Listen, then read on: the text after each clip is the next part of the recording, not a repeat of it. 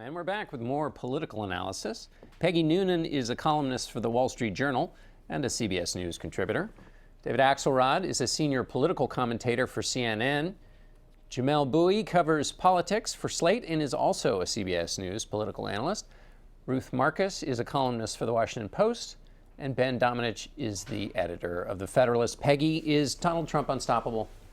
Well, we're going to find out. The indices are all in his direction, aren't they?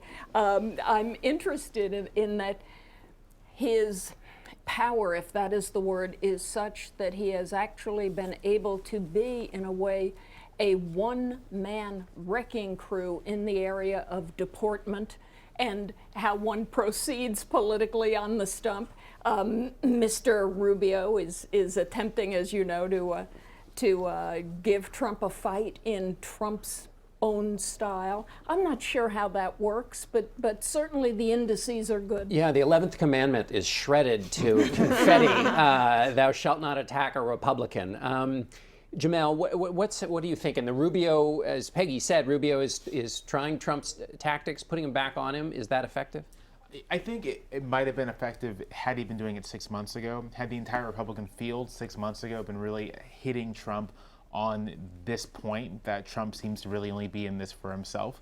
As it stands at this stage, not only do I not think it's effective, I think it actually might be counterproductive, because what it sounds like Rubio is doing is saying to people that he needs support from, that you were fooled and you were conned, now come vote for me. Right.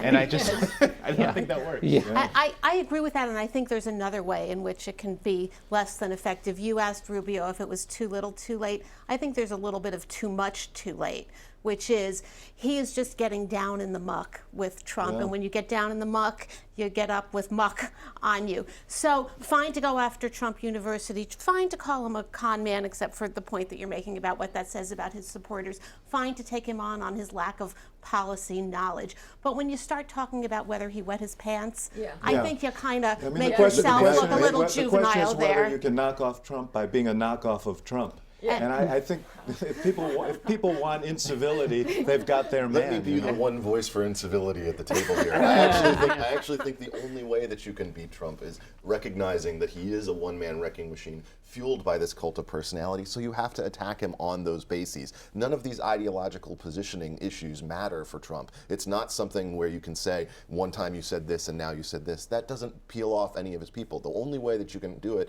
is by out-alphaing Trump, and I think that's what Rubio's attempting to do. Go ahead, Jamelle. I think you're right that the ideological positioning is useless and they shouldn't do it.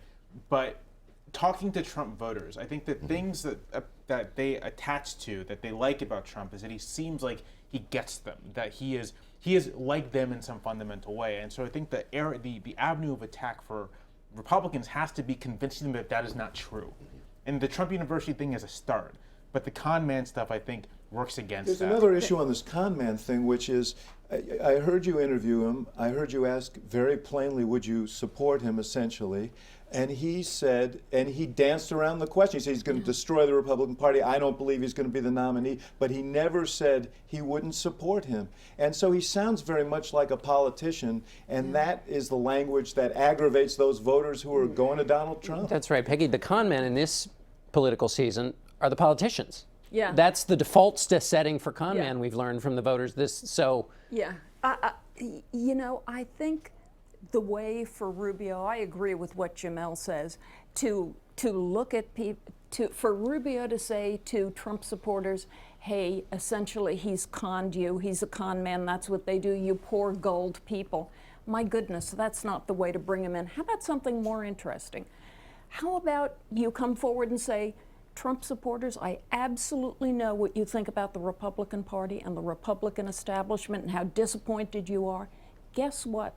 I'm going to tell you what you're right about, what they've been disappointing about. The Republican Party is always eager to tell you the flaws of the Democratic Party.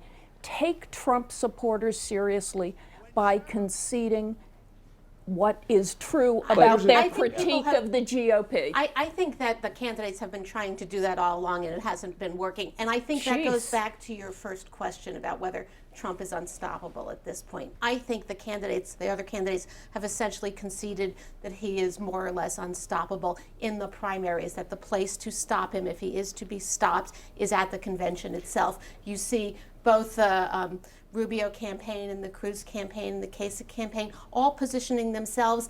And I did some canvassing among the Republican establishment this weekend, and in addition to the various stages of grief and resignation, you hear some crazy ideas like, well, it might not be too late for Mitt Romney to file in some of the later primaries. Oh my We're all goodness. talking about convention strategies now and not really primary strategies. Yeah, but Ben, isn't that, I mean, we're getting to the high fantasy theories now, right? What we're witnessing really is a political realignment, John. I mean, I think we're moving from a traditional understanding of left-right politics that we've had for a long time to something that looks very different. The thing to understand here is that Donald Trump, Bernie Sanders, they're not the disease, and they're not the symptom of the disease. They are the beta test of a cure from the perspective of the people. And for those of us who have looked in sort of the established order of the political fray over the course of the past several years, it looks like chaos, but to the people, I think it looks like democracy. And I think that that's something that really is moving us to a new reality where the parties are going to have to retrofit themselves and adapt to this new realignment. I think that was very smart. Okay. So a plus one from Ms. Noonan.